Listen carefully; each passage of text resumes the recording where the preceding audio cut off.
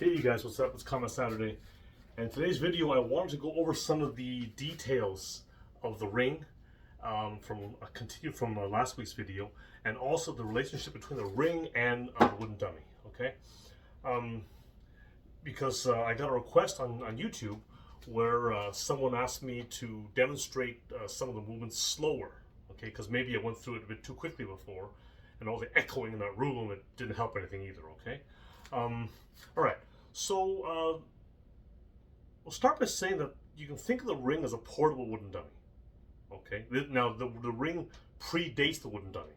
Okay, so that's something to keep in mind. All right, so the movements, the basic movements that I went over, we had the the Ganda, the Chun and the Tanda. Those are also found in the first section of the wooden dummy form. Okay, and there's a little flow drill that I'll go over in a bit. Okay, and that so both of these things help to understand it. Okay, so you can do it in the air, you can do it on a dummy, and you can do it on a ring. Okay, it's all the same thing. All right. The thing about the wooden dummy and the ring, actually both of them, the limitation they have is that while they're good at teaching you positioning, they're good at teaching you flow, you're not able to fully extend. You're not able to fully release your energy. It does stop you. Okay, it's meant to stop you. Okay, so you don't go flying everywhere. Okay, but at the same time though, it is good to do drills where you do release the energy. Okay, now if I'm doing if I'm doing like a palm strike here, I don't want to stop short like this. I'm stopping short. I don't want to do that. Some people will tell you that you want to squeeze a grenade or something. If you do that, you're putting the brakes on. All right, it's like you're stepping on the brake and gas at the same time. All right. So when I do a palm strike, you see, I'm just releasing fully. You see, when that comes out, you see how it reaches the end and it snaps back a little bit. So it's like a constant push-pull. I'm releasing the energy. Okay, so if I'm hitting something, I want to have the same feeling, okay, where I'm going forward through it. Now that's in the way, okay? So this, I'm not trying to actually hit it. This is stopping my energy, if that makes sense, okay? All right, but if that's all you do, you're not going to have any control, okay? And your positioning might kind of start going off. And so that's where a dummy and a ring help. Okay, so now you understand the theory. Let's get to it. All right, so in the air, okay, the movements are, the Ganda is like a low deflection, or it could be a strike as well, and a high one, okay? Low and high. See, now I want my hand here, because if I bring it only to center here, I'm not really clearing it enough. I'm still gonna get nailed, okay? So I need to bring it across. I need to really bring it across, okay? However, the ring won't let me do that, okay? Which is good, because I want to have this, but I don't want to be going so like that and so off center that I can't recover. Like if I'm way over here, it'll take me so long to come back and recover. Okay, so I need to come here and still be in the center. I'm still in the game here. Okay. So now if I get here, see, now do a natural Chun. So let's slow it down here. Okay.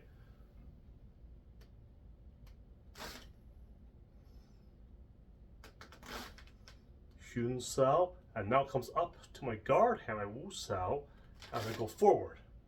This comes up, forward, up, forward. Okay, now if you think about it too much, you sometimes might screw up a little bit, okay? And sometimes your positioning might go off a bit too. Okay, your elbow might start flying a little bit too much, okay? So here, I'm here. I see. I'm I have better control now. If I go too slow, you can screw up sometimes, okay? Here, here, here, here, here, here. Okay, slow it down. Here, slow it down. Here, okay? That's the Ganda. All right, next up is the Chun. The Chun is a combination of the Tanda and Bong put together, okay? Without the ring, it'll be like this. Like 1, 2, 3, see? Tan, Bong, okay?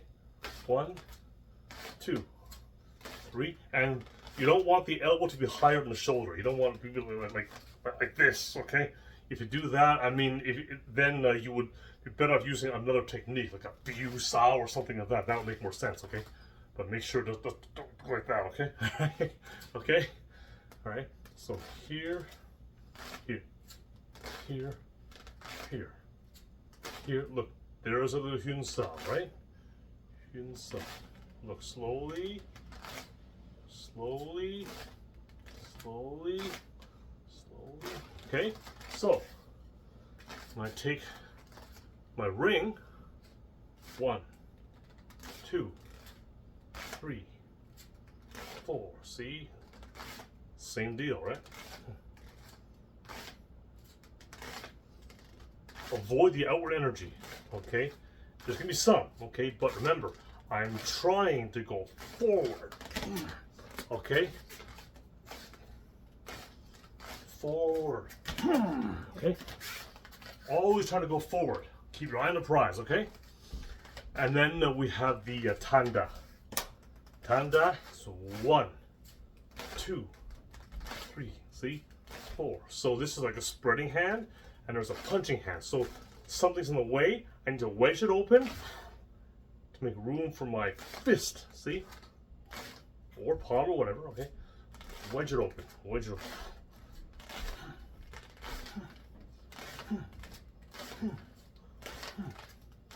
See, wedge it open. Now, when I'm doing it just freehand, I don't really have the Hyun Sao because it just comes right back here. I don't really have that. But with the ring, it kind of makes you do that. Okay, just pick the nature of the ring because when you're going side to side, you kind of have to. Okay, so here I go 1, right? Again, see my positioning. I mean, normally my position would be like here, right? But with the ring, it's more like here, right? So this ensures I don't go like that, okay? Okay, I want to, because if I go so wide like this, and my hands are here, I have this great big gap here. Okay, well I'm wide open, and I have much more time I need to recover to follow up with this hand. I go here, I gotta come way over here.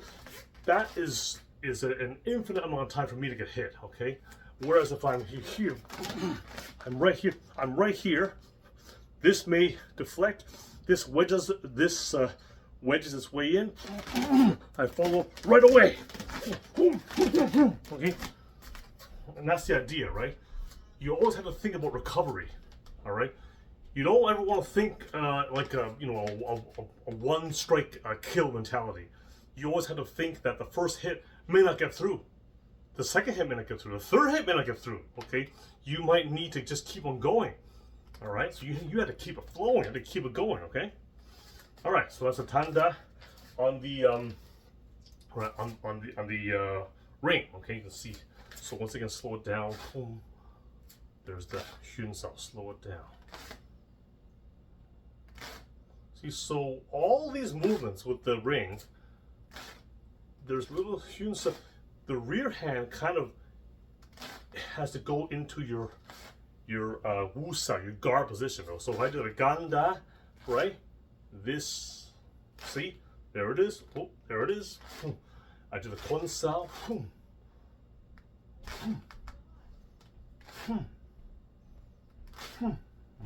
I do Tanda.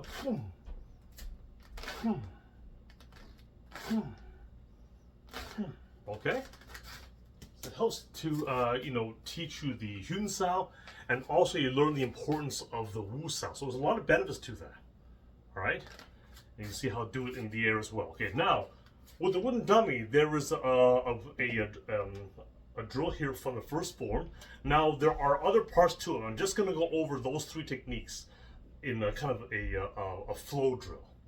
Okay, this isn't the whole section, but you can see how it works on here. However, doing you don't need to necessarily do the whole form in order to get the benefits of the wooden dummy. Okay, now yes, you do need to learn it if you really want to fully understand it. Okay, but you can get some of the other benefits by just working on those 3 techniques and really drilling it and getting it into your bones and DNA. Okay, you can get a lot of benefit from that.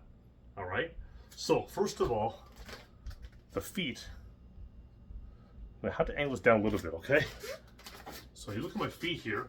I'm going to go 1, 2, and 3. So come back. 1, 2, and 3. 1, 2, 3. 1, 2, 3. Okay, that's the footwork. Okay, so one thing very important is a lot of people, when they do the side-to-side changing on the wooden dummy, when there is a little disengage, they lose the forward energy. Okay, even though you're changing position, you always have the forward energy. So what happens is this. Okay, here's the drill first of all. Okay, I go Gan, and it's the same order. Okay, I go Ganda, Chun, and then Tanda. Gan, Chun, Tan. Okay, that's the so the same order that we did it with the ring. It's the same thing on this drill. I just keep going back and forth. See, remember I did that step here. I'll go 1, 2, and then enter. 1, 2, enter. Okay. All right. So that's the thing. And when I do that, I go 1, 2. There is a disengagement because I'm here, and you get on the other side, but I'm still going forward. So without hands, like 1, 2. 1, 2. See, I'm still thinking forward. 1, 2. See, I'm still thinking forward. Always thinking attack, attack, attack. Okay? What often happens is this.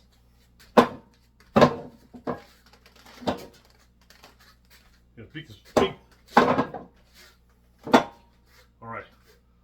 So if you do that, this great big disengagement, okay, like that, you're giving your opponent a chance to come at you with something. You want to suffocate your opponent, okay? That's the whole thing. So this is something where the wooden dummy has an advantage over the ring, because the ring doesn't really show you this kind of thing, okay? I mean, if you use your imagination, it can, okay? But by the design of it, it can't. However, this, by the very design of it, it teaches you, or should teach you, to not go away from the dummy. Because what happens is this: if I go 1, 2, look, I step further away and I come back in. Well, I don't want to step further away and come back in. I want to stay there. I don't want to leave. So I'm here. So I go 1, 2. I'm here. I'm here. Okay, and that's the idea. All right. I heard, not going to mention any names. Okay, but I did hear somebody saying one time that the reason why they do a big disengagement is so that when you're doing it as a performance, the audience can see what's going on. All right. Well, that's a pretty piss poor excuse. Okay, because I mean, why would you intentionally violate the principles in order to look good for an audience? I mean, who gives a shit? Okay, I mean, you want to make sure that the system and the principles are all intact. Okay, I don't give a goddamn how it looks. Okay, I want to make sure that it works. Okay, and that's the mentality that you need to have. I tell you, a lot of people, they really miss the forest for the trees. Okay, they really do. All right. Okay. All right. So so that's the drill. Okay. So back and forth. So gun, gun, gun. But stay engaged. Do not run away. 1, 2, 3. 2, 3.